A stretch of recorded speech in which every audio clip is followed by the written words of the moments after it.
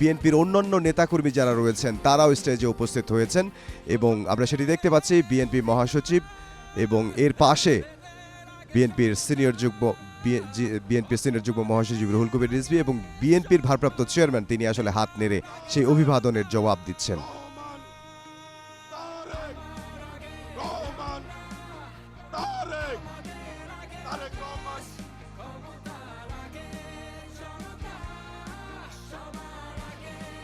প্রিয় ভাইরা, এ পর্যায়ে শুভেচ্ছা জানাবেন জনগণের পক্ষ থেকে শুভেচ্ছা জানাবেন বিএনপির বিপ্লবী মহাসচিব মির্জা ফখরুল ইসলাম আলমগীর এ পর্যায়ে শুভেচ্ছা জানাবেন জনগণের পক্ষ থেকে। বিসমিল্লাহির রহমানির রহিম। প্রিয় বাংলাদেশের ভাই ও বোনেরা, আসসালামু আলাইকুম। আল্লাহর অশেষ মেহেরবানিতে আজকে আমাদের মাঝে দীর্ঘ 17 বছর পরে ফিরে এসেছেন আমাদের স্বাধীনতার ঘোষক শহীদ প্রেসিডেন্ট জিয়াউর রহমানের পুত্র এবং আমাদের গণতন্ত্রের আপসহীন নেত্রী, আমাদের গণতন্ত্রের মাথা দেশনেত্রী বেগম খালেদা জিয়ার পুত্র জনাব তারেক রহমান। আমরা বাংলাদেশের মানুষের পক্ষ থেকে তাকে স্বাগত জানাচ্ছি।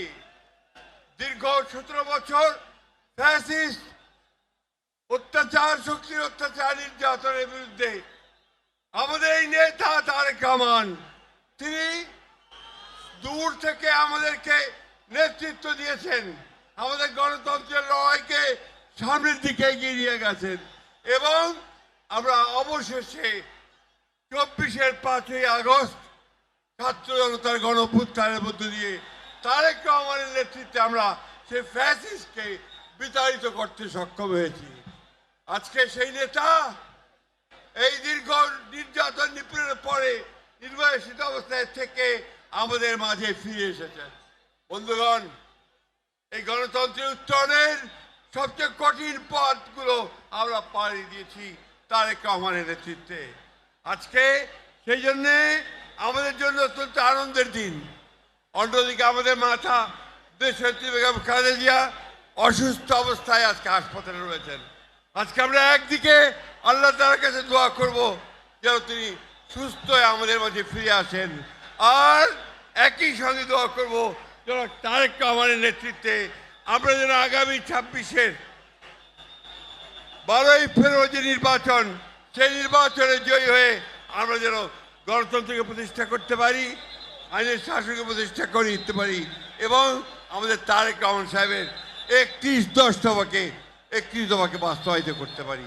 সকলকে আবারও আমরা বিএনপির পক্ষ থেকে ধন্যবাদ, কৃতজ্ঞতা জানাচ্ছি।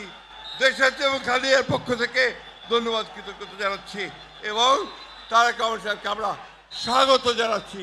আসসালামু আলাইকুম। বক্তব্য শেষ করছি।